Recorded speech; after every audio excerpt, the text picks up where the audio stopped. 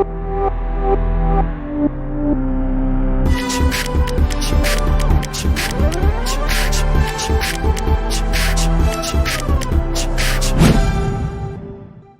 दोस्तों, अगली क्वेश्चन की ओर क्या बढ़ता है। क्या बोला है इसमें सॉरी, दो बॉल है 2m और 3m का। 2m का जो वेलोसिटी है वो u है, 3m का जो वेलोसिटी है वो v है। वो दोनों आपस में इस तरफ आ रहा है। कोएफिशिएंट ऑफ रेस्टिट्यूशन दे रखा है e = ½ तो हमें कंडीशन निकालना है on v and u such that, पहला जो है वो निकालने बोला है जो दोनों स्फीयर का जो हमारा डायरेक्शन ऑफ मोशन हो वो हमारा रिवर्स हो जाए। पहला कंडीशन ये, और दूसरा दोनों स्फीयर काइनेटिक एनर्जी जो है वो हमारा लूज करे। ये हमारा दूसरा कंडीशन है। ओके, तो पहला कंडीशन के बारे में बातचीत करते हैं। अच्छा दोस्तों, जो 2m वाला है वो मेरा इस तरफ u से जा रहा है और 3m वाला जो है वो इस तरफ v से जा रहा है। अगर जो क्वेश्चन में बोला गया है वो सही है तो आफ्टर कलिजन यहां पर v1 से पीछे चला जाना चाहिए और ये हमारा v2 से इस तरफ चले जाना चाहिए, और v1 हमारा ग्रेटर देन 0 होना चाहिए और v2 जो है वो भी हमारा ग्रेटर देन 0 होना चाहिए। So that is the condition जो कि दोनों के दोनों का मोशन का डायरेक्शन रिवर्स हो जाए। सो नाउ लेट्स सी क्या है। अगर मैं राइट हैंड डायरेक्शन को पॉजिटिव मानता हूं, कुछ भी मान सकता हूं, मान लो मैंने राइट हैंड को पॉजिटिव माना,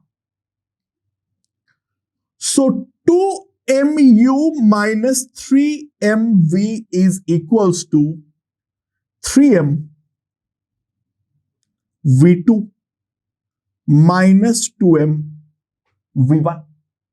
मोमेंटम कंजर्वेशन से ये लिख सकता हूं, m को काट के खुश हो जाते हैं। तो पहला रिलेशन आ गया 3v2 minus 2v1 that is equals to 2u minus 3v।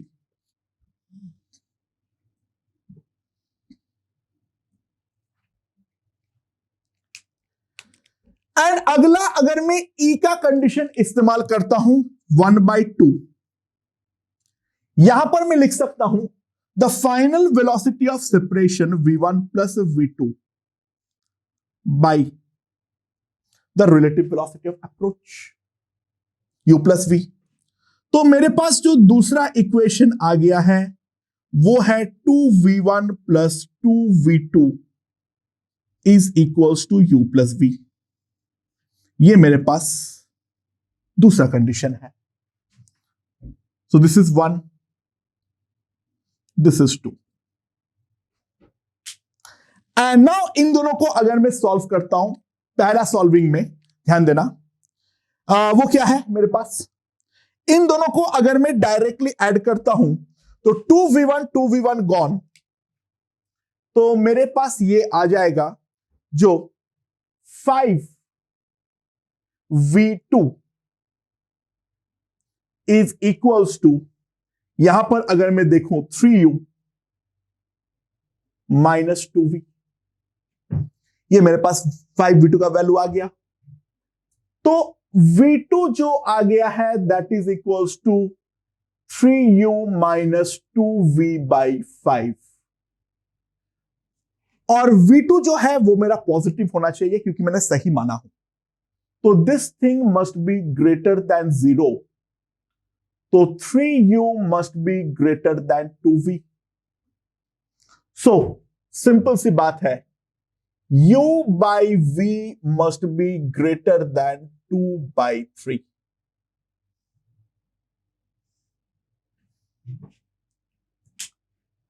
And now अगर मैं सॉल्व करना चाहता हूं दूसरा, अगर मैं v1 के बारे में वैल्यूज निकालना चाहता हूं तो v1 को सॉल्व करने के लिए क्या करना है, पहले वाले को 2 से मल्टीप्लाई कर दो, तो क्या आ जाएगा 6v2 minus 4v1 is equals to 4u minus 6v। और नीचे वाले को 3 से मल्टीप्लाई कर दो, 6v1 plus 6v2 that is equals to 6u plus 6v। ये मेरे पास आ जाएगा, राइट। मैंने कुछ गड़बड़ किया हो क्या? नहीं, मेरे ख्याल से मैंने सही किया। एक मिनट फिर भी देख लेता हूं। ऊपर वाला इक्वेशन को मैं मल्टीप्लाई कर रहा हूं 2 से और नीचे वाला इक्वेशन को मैं मल्टीप्लाई कर रहा हूं। हाँ ठीक है, परफेक्ट, राइट। तो नाउ अब मुझे क्या है, v1 का वैल्यू निकालना है, तो मैं नीचे वाला इक्वेशन से ऊपर वाला इक्वेशन को सब्सट्रैक्ट करने वाला हूं। तो 10v1 2u plus minus, sorry, ये मेरे पास आ जाएगा, राइट। सुनाओ, v1 का वैल्यू आ जाएगा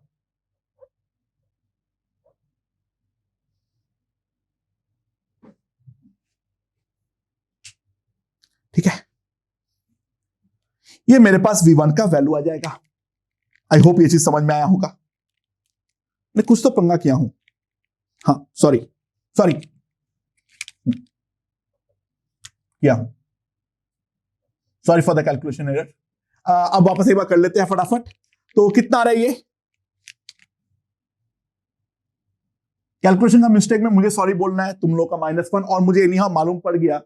कैसे मालूम पड़ गया उस कैलकुलेशन मिस्टेक में? क्योंकि कोई लोअर बाउंड आ नहीं रहा था मेरा, वो ऑब्वियस कंडीशन आ जा रहा था, जो ऑब्वियस सी बात है आना नहीं चाहिए था। तो डेफिनेटली कहीं ना कहीं मेरा कैलकुलेशन मिस्टेक था, मैं वही ढूंढ रहा था। ठीक है, मैंने जब 3 से मल्टीप्लाई किया, मैं राइट को 6 से मल्टीप्लाई कर दिया था, सॉरी। खैर, जब मैं इस वाले से इस वाले को मल्टीप्लाई करूंगा, सब्सट्रैक्ट करूंगा, तो क्या आएगा? यहां पर आ जाएगा मेरे पास 9v माइनस u। तो v1 जो आएगा that will be equals to 9v minus u by 10, और ये हमारा ग्रेटर देन 0 होना चाहिए। So 9v minus u must be greater than 0, तो 9v must be greater than u, तो u by v must be less than 9।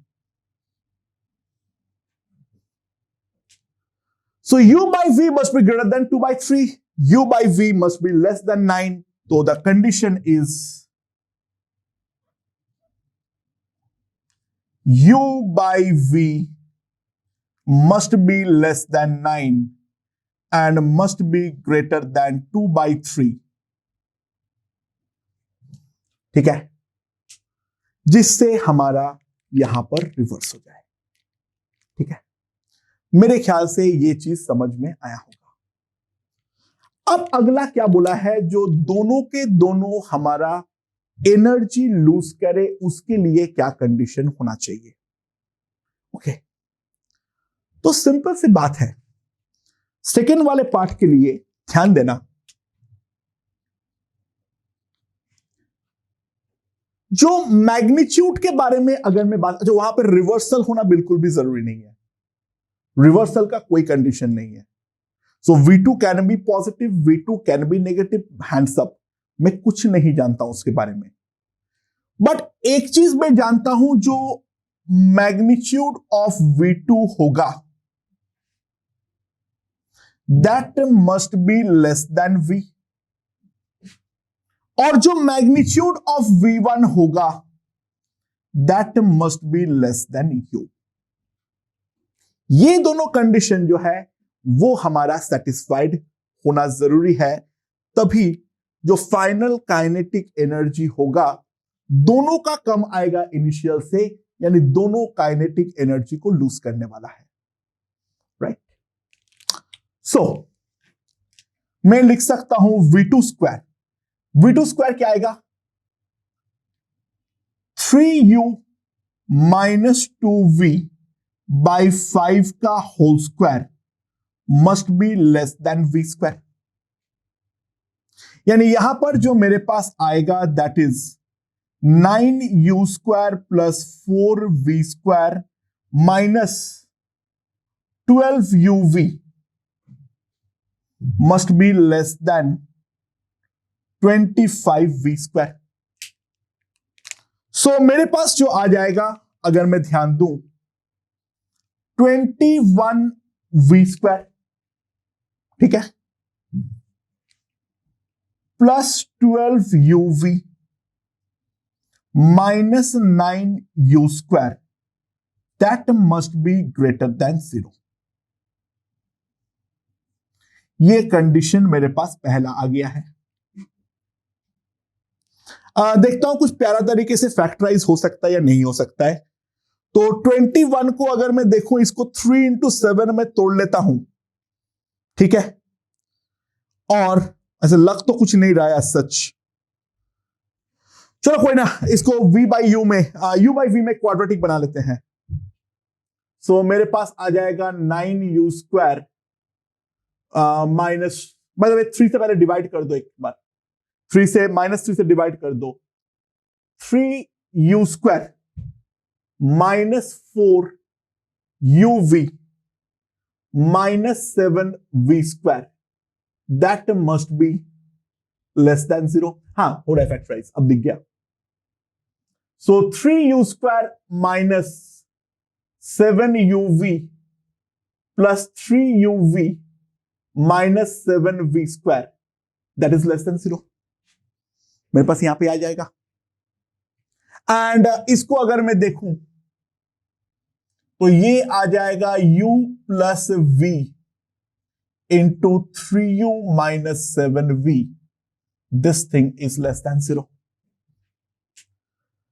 Right.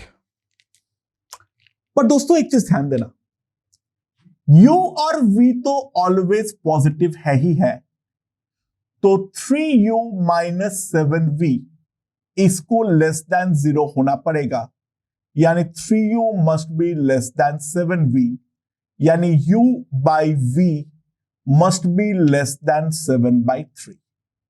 यानी पहला condition जो है वो तो यहां पर हमारा आ चुका है, तो u बाई v जो है वो हमारा 7/3 से छोटा होना ही पड़ेगा. एंड अगले में mod of v1 must be less than u. Now mod of v1 अगर मैं ध्यान दूं, यानी इन शॉर्ट में लिख सकता हूं v1 square must be less than u square. देखो मॉड को लेके हम खेल ही नहीं सकते हैं, यहां पर रिवर्सल का कोई सवाल तो है नहीं, तो v1 v2 both can be positive और नेगेटिव, बट मॉड अगर है तो ये वाला चीज हमेशा वैलिड होना पड़ेगा. And that brings us to 9v minus u by 10 का whole square must be less than u square. So अगर मैं स्क्वायरिंग करता हूं 81v square plus u square, ठीक है, माइनस 18uv बाई 100.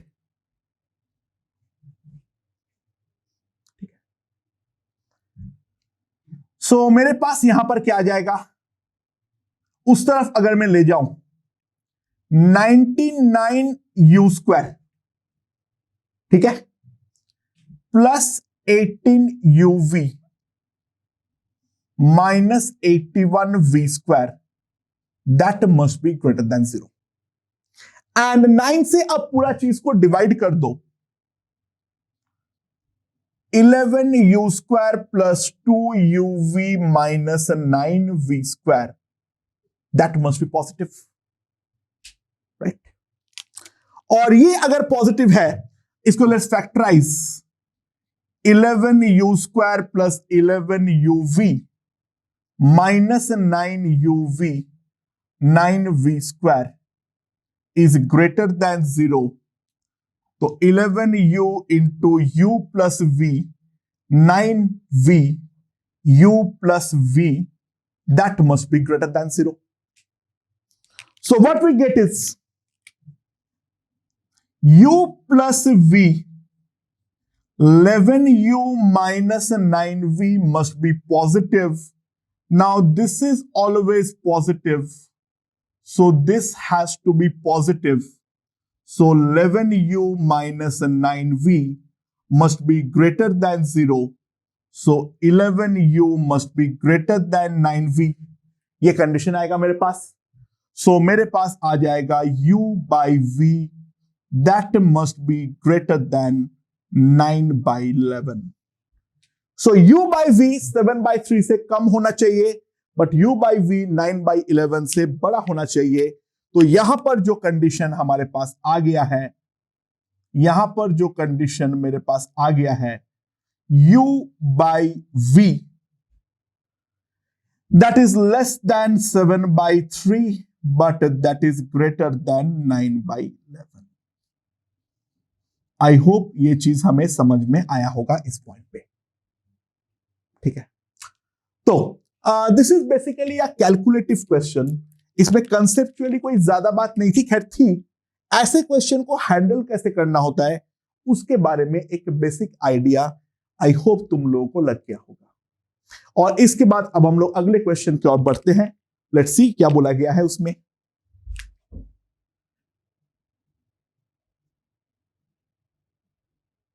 हमारे पास दो बॉल है.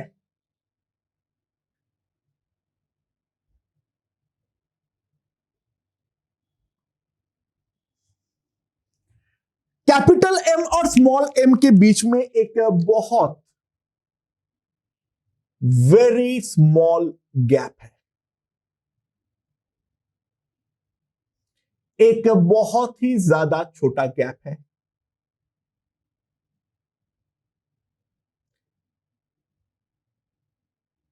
ग्राउंड से हाइट है h. ठीक है, नाउ ये दे रखा है जो E is equals to 1 for all collisions. E is equals to 1 for all collisions. तो सवाल ये पूछा गया है, find the maximum height raised by small m if capital M is much greater than small m. ठीक है, सो जमीन पर टकराने के बाद की हाइट पूछा गया है. किस तरीके से करेंगे? अच्छा दोस्तों, एक बात ध्यान दो, वेरी स्मॉल गैप क्यों दिया हुआ है वो भी बात हमें समझना है. सबसे पहले स्टार्टिंग में जैसे ही मैं ग्रेविटी के अंदर छोड़ूंगा तो स्टार्टिंग में फ्री फॉल होगा, और फ्री फॉल होने के बाद जो सिनेरियो बनेगा, जो हमारा कैपिटल एम है उसका वेलोसिटी होगा अंडर रूट 2gh, और इसके जस्ट ऊपर बट थोड़ा सा गैप रखते हुए इसका भी वेलोसिटी हो जाएगा अंडर रूट 2gh. अच्छा ध्यान देना, वो स्मॉल गैप रखने का काम ही ये है, जब जमीन के साथ कोलाइड करेगा तो ये इंडिपेंडेंटली कोलाइड करेगा, और इंडिपेंडेंटली कोलाइड करने के बाद इसका वेलोसिटी तुरंत रिवर्ट होगा. यानी जब तक ये ऊपर वाला बॉल कांटेक्ट पे आएगा, जब तक ये ऊपर वाला बॉल कांटेक्ट पे आएगा तब तक इसका वेलोसिटी रिवर्ट हो चुका है रूट ओवर 2gh से. और अब जो ऊपर वाला बॉल है वो नीचे की तरफ आएगा अंडर रूट 2gh से, और फिर जो है यहां पर कलिजन होगा, और कलिजन होने के बाद जो नीचे वाला बॉल है, क्योंकि वो मैसिव बॉडी है, इसका वेलोसिटी तो रूट ओवर 2GH ही रह जाने वाला है, बट जो नीचे वाला जो छोटा वाला बॉल है, ये छोटा वाला बॉल अब अपवर्ड फेंकेगा कोई वेलोसिटी V0 से। बात को समझो, स्मॉल गैप देने का कारण क्या है। सबसे पहले जो नीचे का भारी बॉल है वो जमीन के साथ टकराएगा और टकराते ही उसका जो वेलोसिटी है उसका बिना वैल्यू बदले डायरेक्शन इमीडिएटली रिवर्ट होगा, यानी वो रूट ओवर 2GH से ऊपर जाने वाला है। नाउ ये जब रूट ओवर 2GH से ऊपर जाएगा, फिर उस पोजीशन में वो अब छोटा वाला बॉल के साथ टकराने वाला है, यानी the collisions are occurring one after the another. It's not a case of simultaneous collision. So ये छोटा वाला बॉल अब V0 से अपवर्ड प्रोजेक्ट होगा आफ्टर collision, और मैसिव बॉडी होने के कारण कैपिटल M का वेलोसिटी में एज सच कोई बदलाव नहीं होने वाला है। सो दोस्तों, अगर मैं यहां पे E का फंडा लगाऊं, E that is equals to 1, the relative velocity of separation by the relative velocity of approach. So V0 जो आ जाएगा, that will be 3 into under root 2GH. That is the relative velocity of, that is the velocity जिससे small m ऊपर project होने वाला है। And now बहुत simple है, अब ये कोई मैक्सिमम हाइट तक जाने वाला है, मुझे ये वाला चीज निकालना था H0। So 0 square equals to V0 square minus 2GH0। तो 2GH0 मेरे पास आ जाएगा 9 into 2GH। सो H0 मेरे पास आ जाएगा यहां पर 9H। सो पिछला वाला क्वेश्चन अगर कैलकुलेशन में जान निकाल रहा था, तो ये वाला क्वेश्चन कंसेप्चुअली काफी स्वीट क्वेश्चन है। आई होप ये दोनों क्वेश्चन हमें समझ में आया होगा। ओके।